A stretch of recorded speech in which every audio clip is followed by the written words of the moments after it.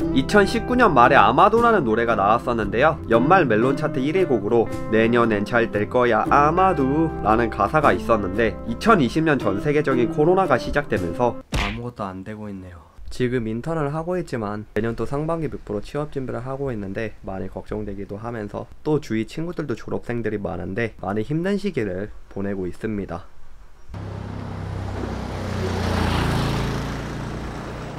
첫사랑이 그립다는 말은 그 사람보다도 처음 연애했던 그 장소, 배경, 당시의 풋풋한 분위기가 그립다는 말일 수 있는데요. 작년 이맘때쯤이면 학교에 있는 코끼리 동상 앞부터 시작해 곳곳에 밥집과 술집에 항상 왁자지껄한 대학가의 모습이 있었는데 이번 연도는 한 번도 보지 못했습니다. 학교 다닐 때는 그냥 큰 생각 없이 왔다 갔다 했던 거리들인데 개인적으로 막학기까지 겹치니까 뭔가 더 그리운 것 같더라고요. 근데 진짜 대학가도 별기억이었어요.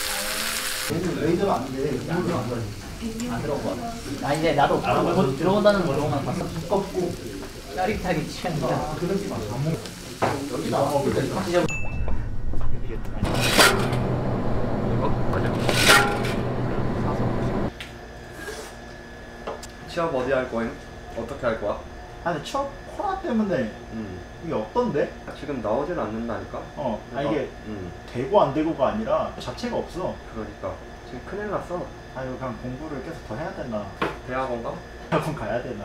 그것도 하나의 방법이 될 수도 있어. 아니 근데 문제도 그거야. 이번에 코로나 때문에 대학원도 엄청 많이 가잖아. 그러니까 대학원 지금 가는 사람들이 수사 졸업할 때쯤이면은 또 대학원 졸업생들 공급이 엄청 많다는 거 아니야? 그러면은 또 경쟁력이 없을 수 있어. 그래서 그냥 지금 밀어붙여야 되나? 지금 하반기보다 내년 상반기가 과연 더 나아질 수 있을까? 일단 가장 큰 문제이기도 하지. 코로나가 이제 어느 정도 나아져야지 기업에서 또 뽀뽀할 거 아니야. 여기서 한 가지 퀘스천. 슬럼프는 왜 빠지는 걸까요? 고등학생 때를 보면 공부를 열심히 하는 친구는 이번에도 2등급 나왔어. 왜 1등급이 안 나오지? 하고 슬럼프에 빠지지만 7등급이 나오는 친구는 8등급, 9등급이 나와도 뭐 어떻게든 되겠지. 대학이 전부도 아니고. 크게 성적에 대한 슬럼프를 겪지 않습니다.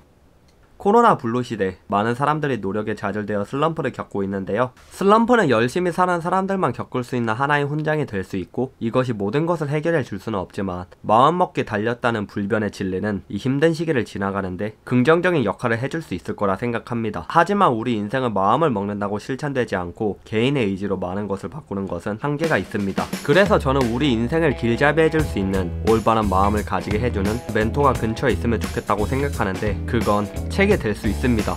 이런 종이책도 좋지만 요즘은 핸드폰 한 번으로 클릭 가능한 전자책도 있습니다. 심지어 무료. 오늘 제가 소개시켜 드릴 것은 서울 도서관인데요. 서울 시민인 것을 인증하거나 서울 소재 직장이나 학교에 다니는 것을 인증하면 저는 벌써 인증을 해서 어떻게 하는지 정확한 과정은 지금 못 보여드리는데요. 서울 도서관 홈페이지에 가입을 한 후 여기 있는 비대면 자격 확인을 눌렀고 그 다음에 재학 증명서를 제출했는데 바로 다음날 담당자분께 전화가 와서 간단히 확인만 받고 이용이 가능해졌습니다. 제가 댓글에 적어놓은 링크를 들어가면 여기 카드 뉴스를 보고 따라하면 금방 쉽게 할 수 있는데요.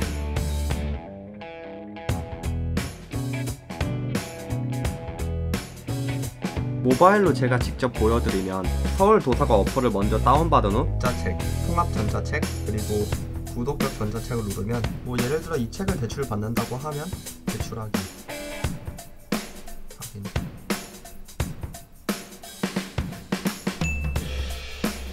최초 1회만 전자책 뷰어 앱이 설치되고 그 이후부터는 책을 바로바로 볼 수가 있습니다. 저는 평소에 지하철역이나 자기 전에도 책을 자주 읽으려고 하고 또 지금 회사가 끝난 후 스터디 카페에 갈 때가 많은데 거기서도 읽고 있어요. 제가 지금 학교 근처에 살아서 종이책을 학교에 빌리러 갈 때도 있지만 들고 다니기도 불편하고 무게도 조금 있으니까요. 전자책이 조금 집중도는 떨어질 수도 있어요. 하지만 책을 읽는 습관을 들이는 데는 정말 괜찮은 방법이라고 생각합니다.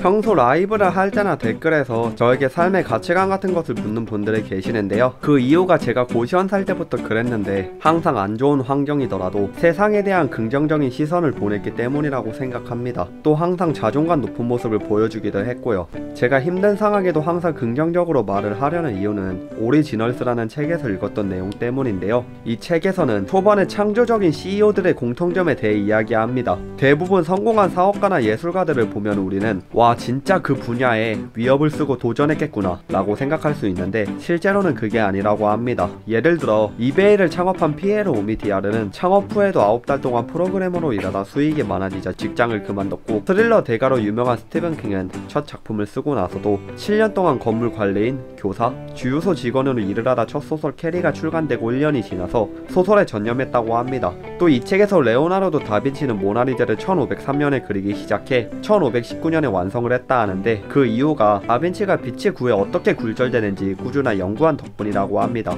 하지만 실제 이 당시 많은 사람들은 그림을 완성하지 않고 실험 같은 다른 일에 다빈치가 집중한다고 비난했다고 합니다. 이 두 가지 점에서 제가 깨달은 사실은, 많은 성공하는 사람들은 처음부터 자기가 하고 싶은 일에 몰두하기보다 다른 분야에서 사회적으로 안정된 상태에서 도전했다는 것과 평소 크게 중요하지 않다고 생각했던 경험들이 차곡차곡 쌓여 큰 결실을 맺는다는 것이었습니다. 그래서 저는 현재 제가 사업을 하고 있는 건 아니지만 안정된 직장을 얻기 위해 노력하고 있고, 평소 기쁜 일, 슬픈 일, 힘든 일, 회사 업무, 학교 경험, 연애 경험, 유튜브 경험 등이 모두 저를 성장시키는 하나의 과정이라 생각합니다. 그리고 나중에 제가 저만의 일을 하거나 회사에서 직장이 높아진다면 그것의 성공 여부는 지금 겪고 있는 경험을 어떻게 쓰냐에 달라진다고 생각합니다. 이러한 이유로 저는 어려움 속에서도 항상 긍정적으로 배움을 찾으려고 노력하는데요. 독서는 확실히 자신의 마음 건강을 향상시킬 수 있는 방법입니다. 여러분들도 조금씩 독서를 하는 습관을 가지는 것을 추천드리며 이번 영상은 이렇게 마치겠습니다. 시청해주셔서 감사합니다.